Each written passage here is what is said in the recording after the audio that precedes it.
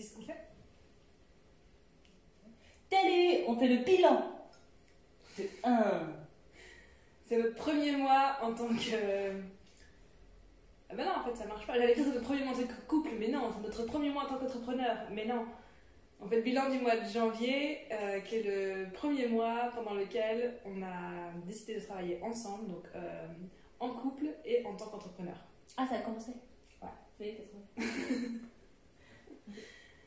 Alors ce mois de janvier, il a commencé par un gros moment de repos entre les fêtes et le début du mois de janvier. On est restés là toutes les deux et c'est des moments de repos qu'on en a vraiment besoin. Et en même temps, c'est un moment qu'on a pris ensemble. On a marché tous les jours pour faire un peu brainstorming sur ce qu'on voulait lancer, comment on voulait le lancer, qu'est-ce qu'on voulait faire et comment on voulait travailler ensemble.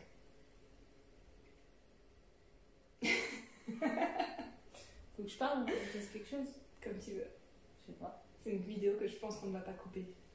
Ah bon? Ouais. On va rien couper de tout ça? Non. Ah, ok, ça va. Ouais, du coup, moi, je me suis bien reposée et puis j'ai bien brainstormé. C'était bien. Donc en gros, pendant ce temps-là, on a décidé ce qu'on voulait faire. En gros, enfin, vraiment, c'était grande vision. On sait qu'on veut pas mal travailler en présentiel. C'est vraiment ce qu'on a vu à ce moment-là qui était important. Et donc, on a lancé un groupe où il n'y a pas de présentiel. Attends, ça c'est pour après. Ok, c'est important. On a vu aussi qu'une des valeurs qui était une des grandes valeurs pour toi et puis que je partage aussi, qui est le fun, n'était pas vraiment présent dans le business en ligne en ce moment, dans le business de manière générale, et que c'est vraiment quelque chose qu'on voulait ramener et que continuer à aussi allier business, spiritualité, intuition, alignement. Et du coup, c'est comme ça qu'on a créé Leaders Go Wild début janvier, d'abord dans notre tête et puis petit à petit le site. Un premier défi qui est un défi de 10 jours pour développer ton intuition, c'est un truc que tu n'as pas encore fait. On mettra le lien quelque part? Là, en dessous, là, par là. Voilà. Et on a aussi lancé un concept qu'on a trouvé en allant manger une pizza, qui est les Wild Interviews. Oui. En fait, on avait déjà le concept de faire des interviews. Moi, c'est un truc que j'aime vraiment beaucoup faire, aller à la rencontre des gens, leur parler. C'est un truc qu'elle aime vraiment beaucoup faire. Non, moi pas. Mais en fait, j'aime pas les interviews longues où ça s'éternise, où les gens ils parlent pendant 20 minutes. Enfin, 20 minutes, et encore celle-là, les 20 minutes, c'est pas long, mais de temps en temps, pendant 50 minutes, les gens ils se parlent et je trouve ça chiant. Ouais. Et donc, on a décidé de faire des interviews plutôt sur format court en vidéo. Mais au départ, on n'avait pas le concept. C'était juste, on s'était dit, ouais, on veut des interviews qui sont plus fun que ce qu'on voit aujourd'hui sur les réseaux. On aimerait que ce soit plus court. Mais il y a un truc, on sentait que c'était pas complètement abouti comme concept. Et du coup, on fait un petit peu ce qu'on fait à ce moment-là, c'est qu'on arrête d'y penser et on va genre manger au resto, boire un café, marcher. Enfin, un peu ce qu'on a fait. Et tout d'un coup, il y a eu genre éclair de génie. Enfin, éclair de génie. Ouais, Du coup, à ce moment-là. Oui. Et du coup, en fait, si tu sais pas c'est quoi l'éclair de génie, t'as qu'à aller voir les interviews. Voilà, la première qui a été publiée au mois de janvier, c'est la Wild Interview de Tevi Cohn, qui est le business des Easy. Et vraiment, je pense qu'elle regroupe vraiment tout ce qu'on veut mettre dans cette interview, c'est-à-dire il y a un sujet qui apporte vraiment de la valeur, parce qu'on parle avec elle, enfin, elle nous parle de l'énergie féminine, de l'énergie masculine dans le business. Elle est super fun, elle est drôle. On parle d'intuition, on parle de business, on parle d'alignement. Voilà, donc si tu l'as pas encore vue, pareil, on mettra un lien quelque part pour que tu la vois. C'est vraiment le concept des interviews. On est vraiment, je pense, super heureuse d'avoir cette première interview qui vient vraiment concrétiser le concept qu'on a eu un moment en tête.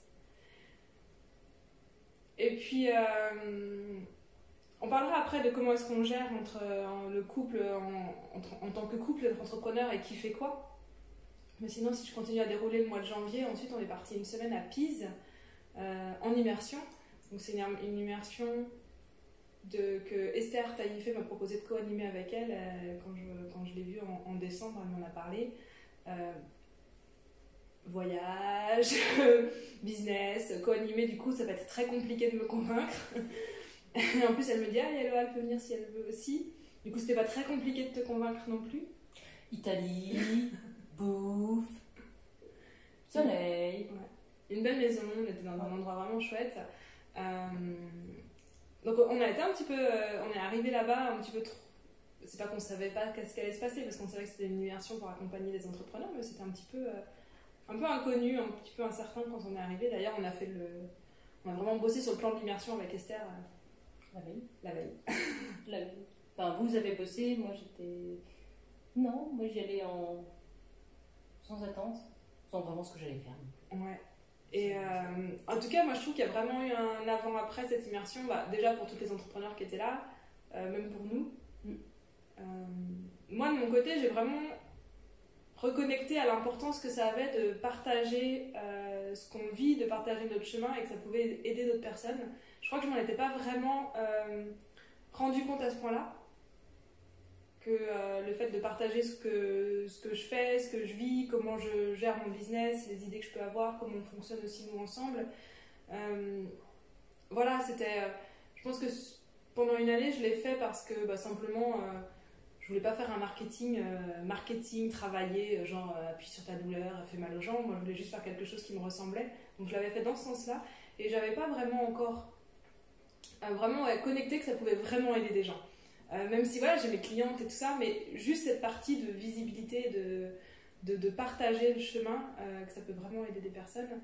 Et du coup, moi, c'est ce qui m'a donné envie déjà de créer la chaîne et de commencer vraiment à partager en mode ok, je sais que ça peut aider, c'est pas juste je suis là pour raconter ma vie. C'est un peu mon avant-après de l'immersion. Ok. C'est toi. Moi, pendant l'immersion, en fait, j'ai été coach, coach de secours. C'est un peu. Coach, c'est un rôle que j'ai jamais vraiment voulu endosser parce que c'est pas quelque chose qui me parlait dans les faits. Je me voyais pas trop comme dans mon imaginaire de ce que j'ai. C'est que le coach, moi, je vois soit l'entraîneur là, qui est le long des terrains de foot et qui gueule sur ses genres cours, passe la balle. Et du coup, je me sentais pas ce coach-là, ou en tout cas ce coach sportif là qui motive ses troupes, qui lui dit vas-y, on va y aller, avec plus dur, et souffre bien parce que c'est là où on va chercher la performance. Viens, je vais te tenir la main jusqu'à ton objectif et tout ça. Et de ce côté-là, j'ai pas cette personnalité de coach-là. Mais j'ai par contre facilement l'idée d'aller poser des questions aux gens parce que leur vie m'intéresse et puis après juste les aider à se donner l'autorisation d'être heureux, d'assumer qui ils sont, de se donner le droit d'avoir fait des erreurs, de se pardonner ses erreurs, d'accepter leurs ombres en fait. Tout ça c'est quelque chose que j'ai toujours fait en fait, que j'aime beaucoup faire. Enfin, dit comme ça c'est bizarre mais que j'ai en tout cas toujours fait dans ma vie, où j'ai toujours aidé les gens à aller voir que ça servait à rien de se diminuer et qu'ils avaient tout le potentiel comme tout le monde quoi, et qu'il suffisait juste de l'accepter. Et du coup là c'était la première fois que tu le faisais vraiment dans la situation où tu étais coach, parce que c'est des personnes qui étaient là pour ça. Du coup c'était vraiment en tant que coach, et du coup j'avais vraiment toute ma place à le faire. Et c'était super intéressant parce que justement, j'y ai trouvé beaucoup de plaisir en fait à pouvoir faire ça. Et donc j'ai été un bon coach de secours. Ouais. Du coup, ça a changé quelque chose toi dans la manière d'aborder Leaders Go Wild déjà, ou autre chose? Oui, clairement, parce qu'au départ, je voyais pas trop. C'était un peu compliqué pour moi de me placer en tant que coach dans Leaders Go Wild parce que c'est pas quelque chose que je faisais ou que j'ai fait avant, et puis je l'ai fait un petit peu, mais bref. Et j'avais plus tendance à me voir plutôt dans les rouages de l'ombre, à être vraiment dans la partie plus administrative, plus logistique, plus tu me vois pas et tu me parles pas et t'es juste content si ça se passe bien, c'est que j'ai bien fait mon taf. Mais du coup, non, en effet, je vois que j'ai une vraie valeur ajoutée pour aider les gens à passer à l'action et aider les gens à être qui ils sont en fait en toute simplicité. Moi je rajouterais à dépasser des gros trucs en fait, des choses qui sont il y a vraiment de ce que moi je perçois, c'est d'être vraiment les gens qui ont une grosse dose de souffrance quelque part à dépasser. Mais du coup ce qu'elle dit pas, c'est que quand même en gros tu dis que t'es pas coach, mais en vrai quand on parle quand on va marcher, parce qu'on va marcher tous les jours, et moi je fais souvent mon débrief de mes séances avec mes clients, comment je me sens, qu'est-ce que j'ai bien fait, pas fait. En gros, tu m'aides à faire ma supervision depuis bientôt 2 ans. Je suis pas coach, superviseur. Du coup, c'est drôle de. Enfin, moi, ça m'a toujours fait rire un petit peu intérieurement quand tu dis que t'es pas coach, parce qu'en fin de compte, c'est quand même cette posture-là que t'as quand on est dans ces moments-là de débrief pour moi. Donc, Ouais, mais je l'avais pas forcément attribué à ça en fait. Je l'avais pas forcément attribué à ça au départ. Donc maintenant ça me va bien. Et puis aussi. Et en plus, ce qui est cool, c'est que quand les gens ils ont payé pour ça, quelque part, ce que je leur dis, ça a vachement plus d'impact. C'est trop bizarre, hein, parce que quand je faisais ça avec mes potes, ça leur passait à 12, quoi. Ou alors, ça s'infusait, mais genre, ça prend des années, tu vois, ou des mois, et c'est lent, c'est pas forcément les gens qui ont payé, c'est les gens qui sont prêts. Mais non, oui, ils sont prêts, mais ils sont prêts pourquoi? Parce qu'ils ont payé pour ça, donc ils se sont engagés dans cette démarche. Et en fait, du coup, ça, j'ai trouvé ça super intéressant, parce que je disais, Caro, sur son groupe, j'ai donné, enfin, on a discuté, puis on a trouvé des actions à mettre en place avec les filles, et puis dans la semaine, elles ont tout fait. Et c'est trop fou, quoi. Les gens, ils font ce qu'on a dit. Voilà. Parce que c'est bon pour eux. C'est bon pour elles et elles le savent. Non, ce qu'on a dit, elle et moi. Ah oui, voilà. Pas ce que j'ai dit moi pour elles, non, c'est pas. Elles ont décidé de leurs actions toutes seules. Donc c'était vraiment un premier mois, en tout cas, je trouve qu'il était super riche. Puis je voulais aussi parler un petit peu de comment est-ce qu'on gère le fait d'être en couple et entrepreneur en même temps. Alors même si c'est que le début. Déjà, il faut savoir que nous, on s'est rencontrés dans le domaine professionnel. Donc, on a travaillé ensemble pendant... Je suis nulle en nombre d'années. C'est toi qui comptes. 4 ans. Pendant 4 ans, on a travaillé ensemble. On a travaillé dans le même bureau, à peu près à cette distance. Bon, peut-être pas, parce que... Non, il va y dans les bureaux se touchaient pas à ce point-là. Mais du coup, travailler ensemble, c'est quelque chose qu'on sait faire, parce qu'on a travaillé sur les mêmes projets, on a travaillé... sur les mêmes clients. Donc ça, travailler ensemble, on sait faire. On est parti en voyage pendant plusieurs mois aussi, donc être 24 heures sur 24 ensemble, on sait faire. C'est quelque chose qui se passe bien. En situation de stress. En situation de stress, on sait faire. On a descendu l'Ardèche sur kayak. Un jour, on vous en parlera. Non, on t'en parle dans le défi de l'intuition si tu le fais. On en parle. Et donc, en fait, je voulais aussi un petit peu parler de ça. Donc, déjà, juste poser les bases, c'est-à-dire que... nous, ça fait plus de 7 ans qu'on est ensemble, c'est l'idée qu'on a depuis longtemps. Ça part pas de nulle part, on sait que c'est possible. C'est pas notre premier essai. Ouais. Je pense que c'est pas notre premier essai. C'est pas notre premier essai, c'est notre troisième essai. Ouais, troisième essai. C'est notre troisième essai d'entreprise ensemble, donc faut pas... Ça marche pas toujours du premier coup, c'est ok. Et puis si ça marche pas, faut pas forcément divorcer. C'est pas obligatoire. Et du coup, je voulais te parler de comment est-ce qu'on gère, qui fait quoi, qu'est-ce qu'on fait quand tout le monde veut faire la même chose, qu'est-ce qu'on fait quand personne veut faire le truc, qu'est-ce qu'on peut dire par rapport à ça. Par exemple, moi, j'aime pas faire la compta. Mais ça, je fais. C'est pas quelque chose qui me dérange à faire. C'est pas le truc qui m'éclate le plus au monde, mais voilà, je le fais et puis je préfère que ce soit fait et bien fait parce que sinon on perd des sous et j'aime pas ça. Ça t'éclate quand même plus de faire la compta. Oui, c'est pas que ça t'éclate, mais du coup, là, t'as quand même passé du temps à refaire ma compta qui était pas très très bonne. De 2019, elle a refait toute ma compta de 2019 alors que je bossais toute seule. Non, ça vaut... je préfère faire de la compta que la newsletter tous les jours. Ouais, c'est bizarre, mais la compta, je la fais qu'une fois par mois. Donc, il y a des... Ouais, je pense que ça, il y a des choses qui se sont mises assez facilement en place parce qu'on aime chacune des choses différentes. Pour moi, ce qui n'a pas été simple à un moment donné, c'est de dire que, en guillemets, j'étais plus visible que toi sur les réseaux. Parce que j'ai quand même toute la partie du coup marketing, toute la partie communication, visibilité. Ça, c'est plutôt moi qui gère, même si tu m'aides à faire le montage, là t'es sur la vidéo, trouver des sujets. Mais c'est quand même moi qui est le plus visible. Donc ça, c'était quelque chose à accepter de ma part parce que j'avais l'impression du coup que ça avait quelque chose de déséquilibré entre nous. Elle prend toute la lumière. Ouais, c'est ça. Je suis d'accord. Il se la peut trop, la meuf. Mais en vrai, c'était... En vrai, on en a parlé. T'as dit, il faut que c'est ma femme, je la fais beaucoup. En vrai, on en a parlé et puis c'était pas quelque chose que aujourd'hui tu recherches particulièrement.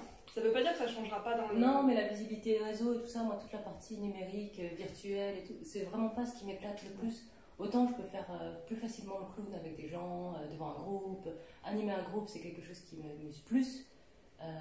Mais animer des réseaux sociaux, non, ça m'éclate pas. Même quand moi j'étais à mon compte, c'était super. Enfin, toute seule à mon compte, c'était hyper compliqué de me dire ah, vas-y, il faut faire un truc, machin et tout. Et c'était très codifié, très éreintant pour moi. Et du coup, moi, je pense qu'on a trouvé aussi, sûrement à affiner, mais je pense qu'on a trouvé une manière de fonctionner qui est. Moi, j'ai beaucoup d'idées.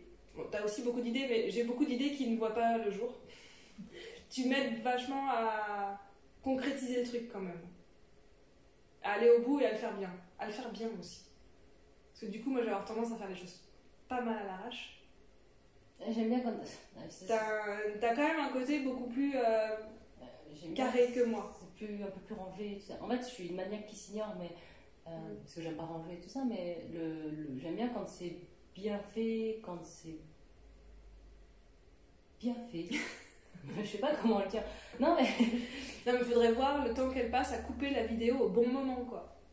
Moi, déjà, je les coupais pas quand je les faisais moi toute ouais, puis j'aime bien les choses quand elles sont bien faites. Après, je suis quelqu'un d'assez méticuleux dans ce que je fais, quand je les fais. D'ailleurs, ça se voit, hein, quand on a Caroline, pour prendre des mesures, elle est au centimètre près. Le millimètre, faut pas trop l'intérêt. Et moi, je suis plutôt dans le genre marketiste. Je suis au demi-millimètre, quoi. Ouais. Donc ça, je pense que ça fonctionne bien.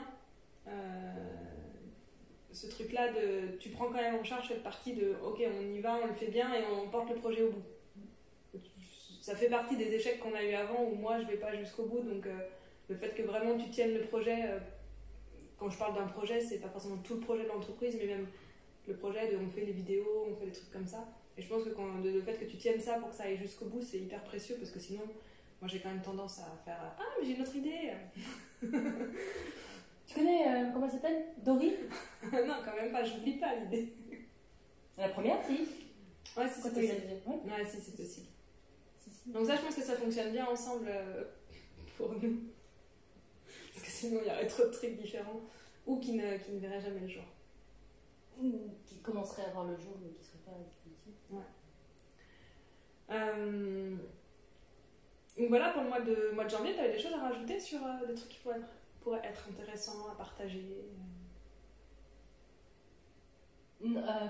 Si, en fait, c'était vachement intéressant, justement, l'immersion, post-immersion, parce que je me suis rendu compte que j'ai pas forcément pris le temps d'aller...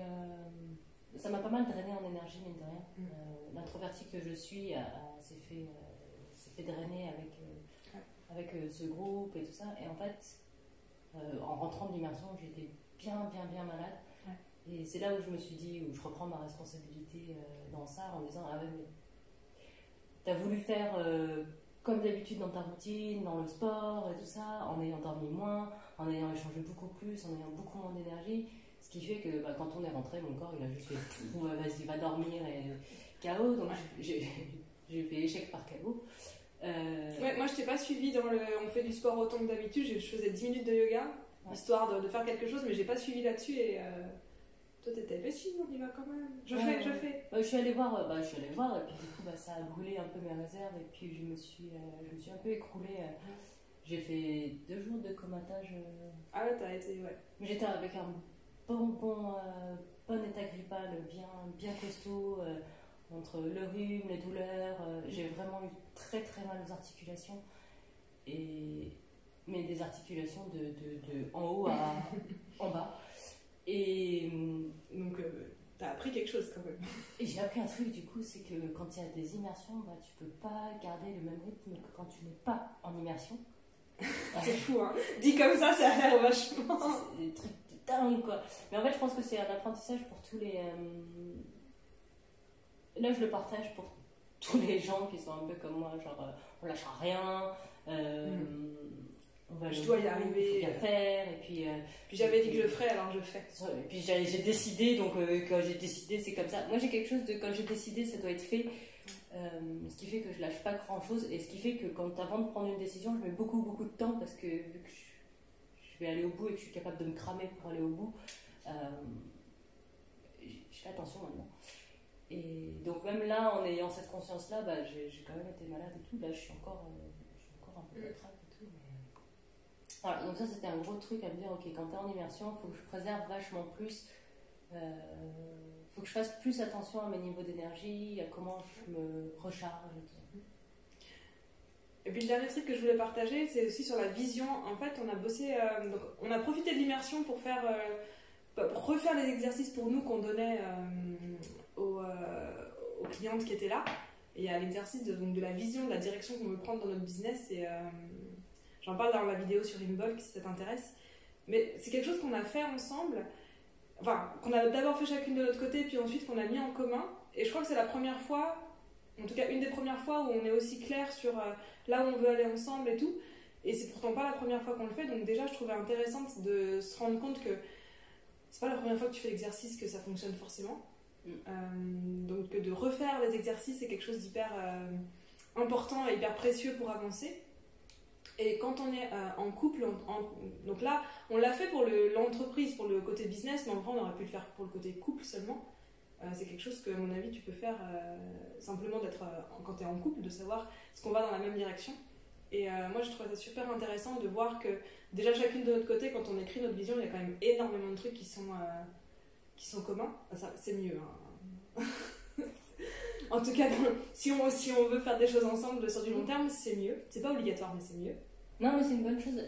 D'ailleurs, c'est un très bon exercice à faire parce que je crois que la plupart des couples qu'on a vus l'année dernière qui se sont séparés, ouais. on a quelques-uns dans notre entourage qui ont eu ça, c'est qu'ils s'étaient jamais posés et n'avaient jamais pris le temps en fait de faire cette vision-là, chacun de leur côté d'abord, et ensuite de regarder si elle concordait.